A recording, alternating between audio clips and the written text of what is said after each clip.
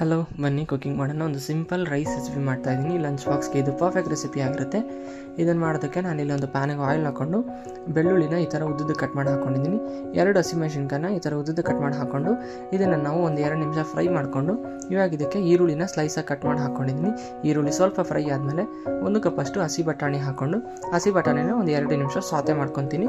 ಇವಾಗ ಇದನ್ನು lid close ಮಾಡಿ ಬಟಾಣಿ ಕುಕ್ ಆಗೋವರೆಗೂ ಕುಕ್ ಮಾಡಿಕೊಂಡು ಇವಾಗ ಇದನ್ನು ಲಿಡ್ ಓಪನ್ ಮಾಡಿಬಿಟ್ಟು ರುಚಿಗೆ ತಕ್ಕಷ್ಟು ಉಪ್ಪು ಮತ್ತು ಸ್ವಲ್ಪ ಖಾರ ಪುಡಿ ಮತ್ತು ಧನಿಯಾ ಪುಡಿ, ಗರಂ ಮಸಾಲೆ ಎಲ್ಲ ಒಂದು ಅರ್ಧ ಟೇಬಲ್ ಸ್ಪೂನ್ ಅಷ್ಟು ಹಾಕ್ಕೊಂಡಿದ್ದೀನಿ.